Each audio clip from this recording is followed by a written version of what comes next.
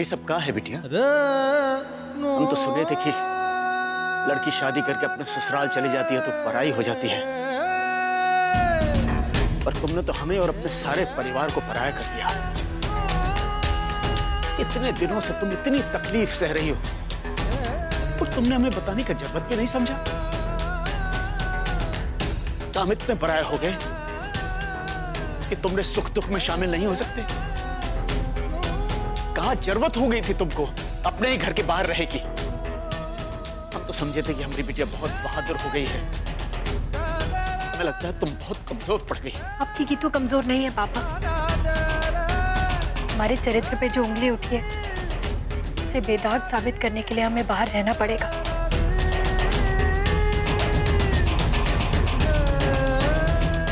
वैसे भी अगर हम यहाँ आ भी जाते हैं तो कितने दिनों के लिए? हमारा असली घर तो हमारा ससुराल है ना, जहाँ हमारे पति रहते। जहाँ तक मम्मी जी का सवाल है, वो तो खुद अपने बच्चों की भी नहीं है। दुर्गा मदर, हमारी प्रेयर काहे नहीं सुन रहे हो? स्टेप मदर जैसे काहे बिहेव कर रहे हो हमारे साथ? आप तो जानते हो ना, वो निराशा से हमको आज तक कोनो प्रॉफिट नहीं हुआ। तो बाजी वो चंपक लाल का पैसा कैसे भी करके फिट कर दीजिए और ये मामला हिट कर दीजिए। अरे आप ही की जय जयकार होगी हर जगह, है कि नहीं? जय दुर्गा मदर।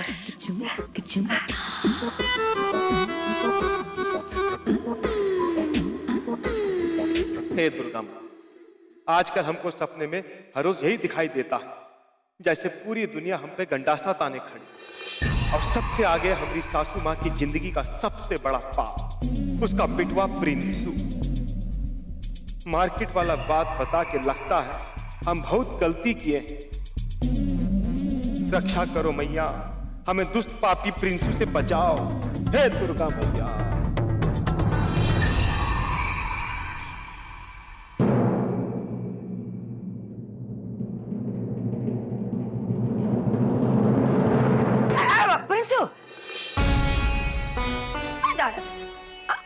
ऐसे बेमन से आज के दिन पे कहा दुर्गा माँ के सामने हाथ जोड़ के जा रहे हो? ठीक से परिहार करते हैं बेटा। अरे आज के दिन माता रानी तुम्हारा हर दुख दर्द गायब कर देगी, सच कहता है। हाँ? अब बेटा गुड बाय हमारा प्रिंस।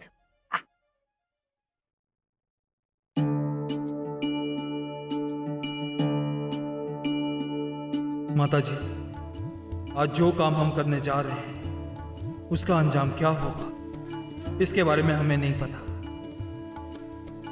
लेकिन हमें शक्ति दीजिए कि आज जो है ठीक वैसा ही हो जैसा हम चाहते हैं। माताजी, जय माता दी।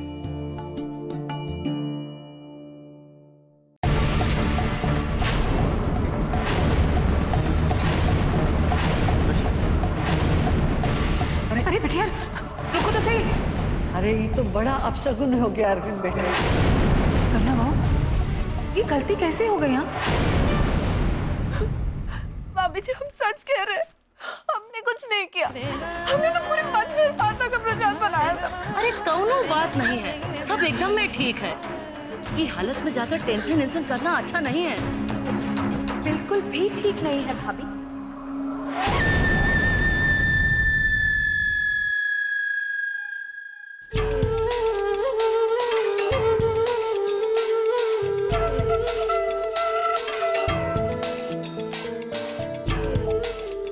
हाँ भाभी, अब आपसे गलती हुई है तो क्या हुआ, कोई बात नहीं। अब गलती करके उस पे रोने का क्या फायदा? पता है भाभी, मैं कभी कभी सोचती हूँ कि आपको ना भोजपुरी फिल्मों में हीरोइन का काम बड़ी ही आसानी से मिल जाएगा। क्या ग्लिसरीन के बिना भी मोटे मोटे आंसू बहाती हैं आप। अच्छा चलिए छोड़, आप सिर्फ आराम कीजिए, आराम। आखिर आप पैदा ही हुई हैं आराम करने के।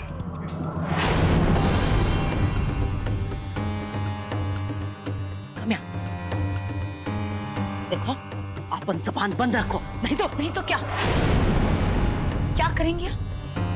मेहमान होकर घर की बहू पर हाथ उठाएंगी? भूल गई क्या? अभी अभी पूरा परिवार बहू पर अत्याचार करने के जुर्म में जेल में सड़ के आया है। सेक्शन 498A में आपको भी अंदर जाना है क्या?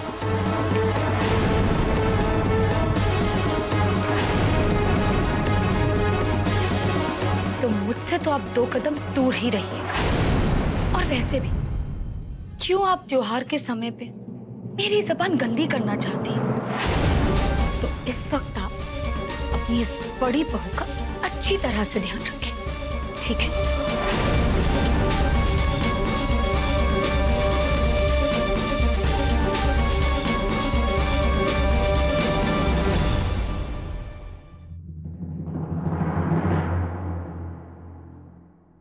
ये घड़ी जो आपने हमें दी थी। 1 मिनट रुको।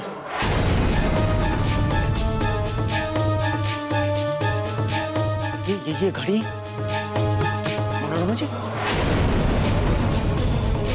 ये घड़ी तो हम उससे दिए थे ना। से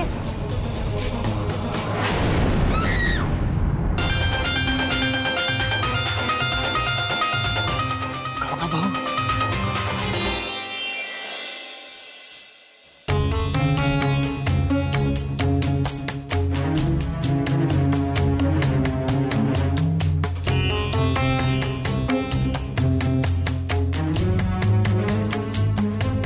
देखिए, प्रेगनेंसी कॉम्प्लिकेटेड होने की वजह से इन्हें एंजाइटी अटैक हुआ है। ये बहुत ही कमज़ोर हैं और इनका बच्चा भी बहुत कमज़ोर है। तो डॉक्टर साहब और क्या करना चाहिए हमें? Complete bed rest. इन्हें पूरी तरह आराम की ज़रूरत है और मानसिक तनाव वो तो बिल्कुल नहीं है। ज़रा सा भी मानसिक तनाव जच्चा और बच्चा के लिए दोनों के लिए हानिकारक हो सकता है। ये कुछ दवाइयाँ हैं, मंगवा लीजिए। पर डॉक्टर साहब वो कुछ खाने पीने का परहेज? नहीं, खाने पीने का कोई परहेज नहीं। एक बार स्वस्थ हो जाएं, फिर सब कुछ खा सकते हैं।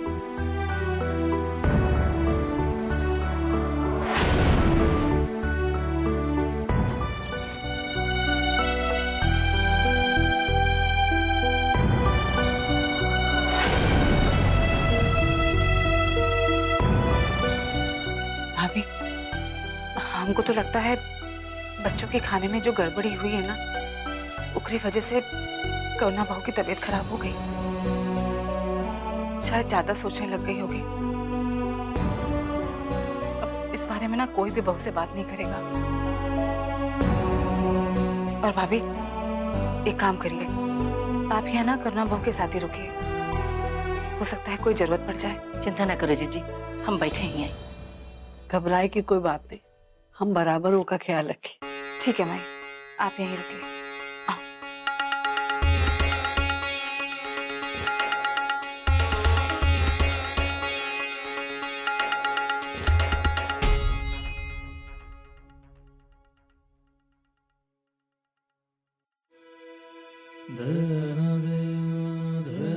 मनोरमा जी, अब करुणा बहू की तबीयत कैसी है? इंजेक्शन तो दे दिया है डॉक्टर ने और साथ साथ बेड रेस्ट के लिए बोला है। न जाने क्यों हमें ऐसा लगता है कि हमारा परिवार बिखर सा रहा है।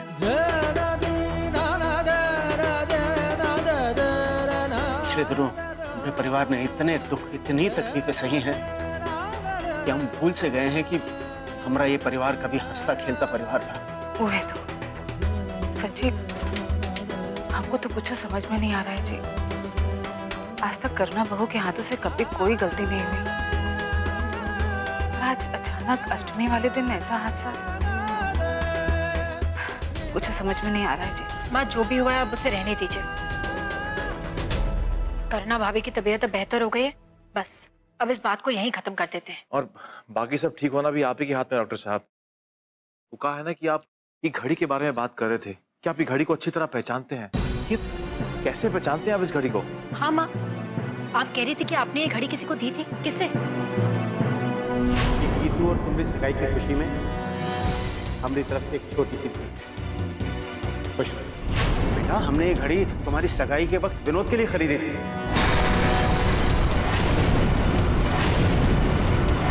और हमें अच्छे से याद है, हम खुद ही तो घड़ी खरीद के लाए थे।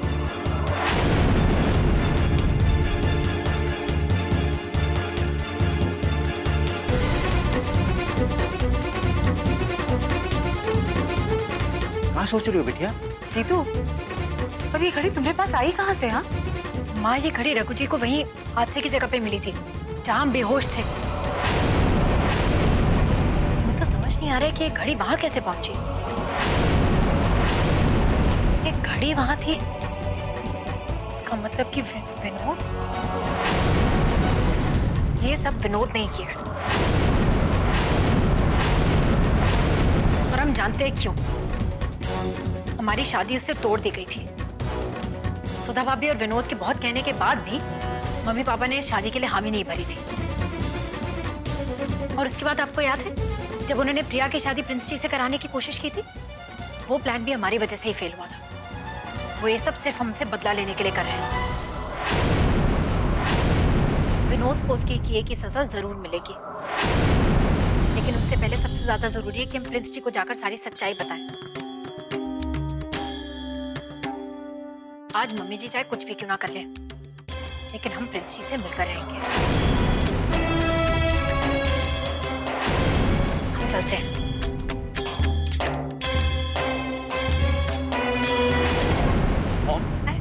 आपने गीता को देखा? वो आउट हाउस में भी नहीं है। अरे हमको मालूम है नहीं है, बाकी तुमको नहीं पता। हम बता दें। वो कहा है ना प्रिंस, वो उसके वो 2 बरदार आए थे, उसे ले गए अपने साथ अष्टमी की पूजा के लिए। चली गई ना, वो भी तुमको बिना बताए।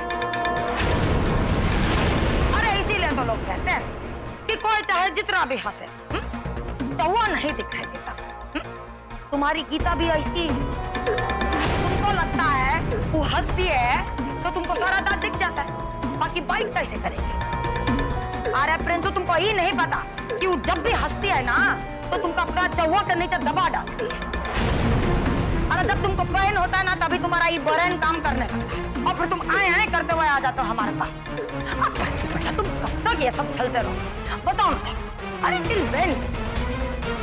हम चलते हैं। किधर चला गया?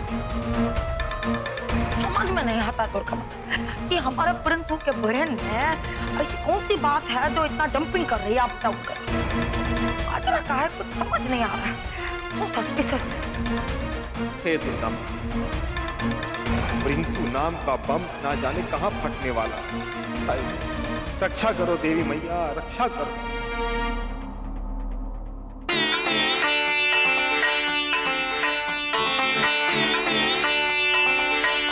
प्रिंस जी, अच्छा हुआ आप हमें यहीं मिल गए। हमने आपसे कहा था ना कि हम अपने आप को निर्दोष साबित करके दिखाएंगे। हमने अपना वादा निभाया। ये देखिए,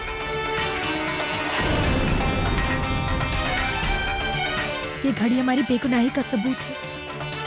ये घड़ी उस आदमी की है जिसने हमें कलंकित करने की कोशिश की। ये घड़ी रघु जी को वहीं हादसे की जगह से मिली जहां बेहोश पड़े थे। ये घड़ी उस आदमी की है जिसने हमें बदनाम करने के लिए सारा खेल रचा, जिसके साथ हमारी शादी होने वाली थी। और जब हमारे परिवार वालों को उनके बारे में सच्चाई पता लगी तो उन्होंने वो शादी तोड़ दी। ये सब उन्होंने हमारे साथ बदला लेने के लिए किया है। जानते हैं वो कौन है? विनोद। हमारे पड़ोस में जो सुधा भाभी रहती है, उनके भाई विनोद।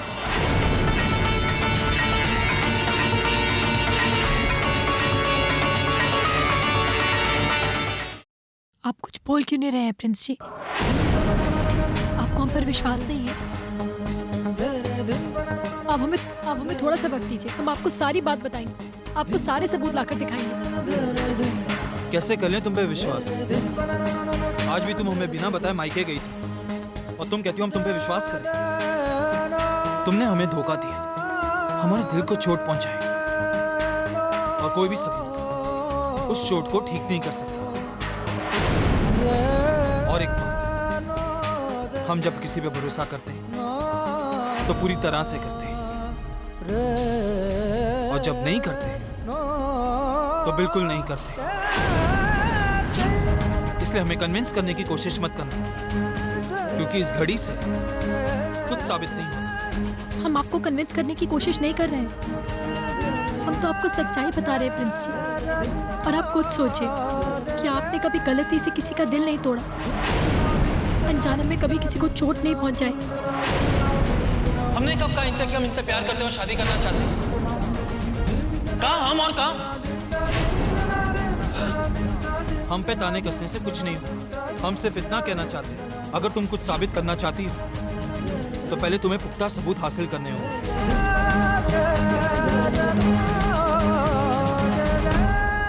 प्रिंस जी,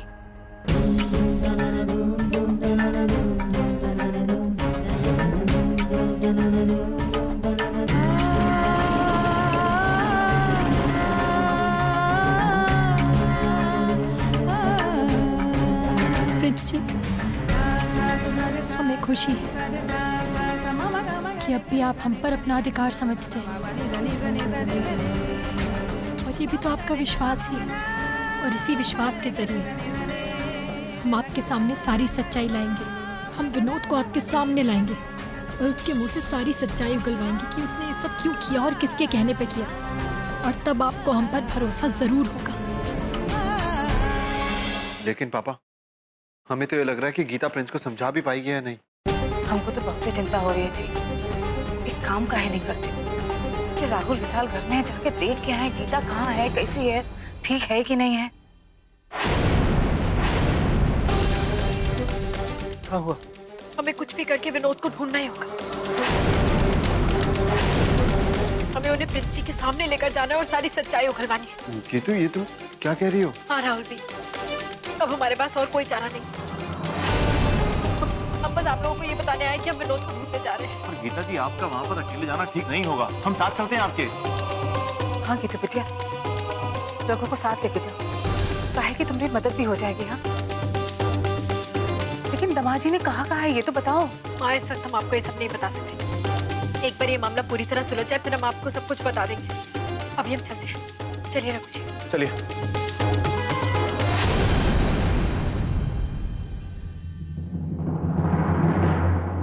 हे मैया, आज इस मामले का निपटारा कर देना।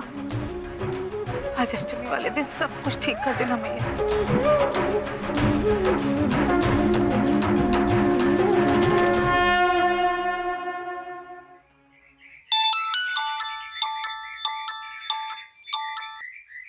हेलो, गोड़ लागत बानी दिदिया।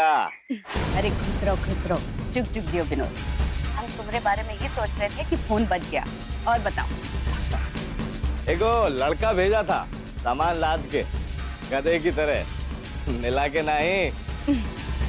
अरे तुम भेजो और मजाल है का कि वो बीच में ही रुक जाए। अरे सब सामान हमरे सामने है। विनोद, ये तो बताओ हुआ का हाल?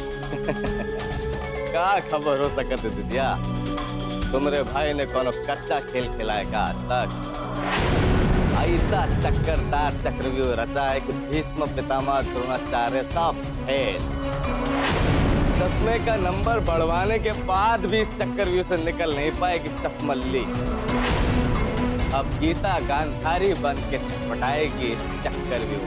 हाँ विनोद, वाह, यही बात पे तुम जल्दी से घर आ जाओ ताकि हम साथ अपनी बेइज्जती का बदला का शानदार जश्न बनाए। हाँ चल।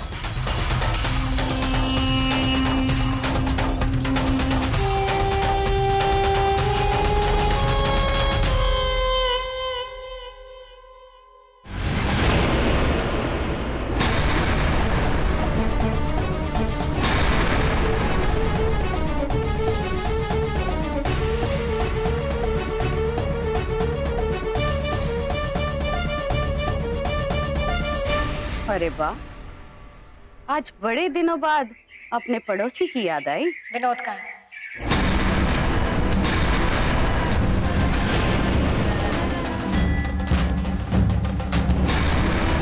हमें उससे बहुत जरूरी बात करनी है, उसे बुलाइए। बड़ी तलब है विनोद की। अरे ये तलब पहले दिखाई होती तो आज हमरे भाई के साथ होती। ऐसे अरे गहरे के साथ घूमना नहीं पड़ता। बड़े विनोद से रहती, विनोदाइन बन के। अब हम भी कुछ नहीं कर सकते। और वैसे भी हमारा विनोद अब बहुत एक काबिल हो गया है। अरे सब बेकार की बातें छोड़िए और हमको ये बताइए कि तुम्हारा राजा भैया जो है उसका दुकान है का राजबंसी नगर मार्केट में?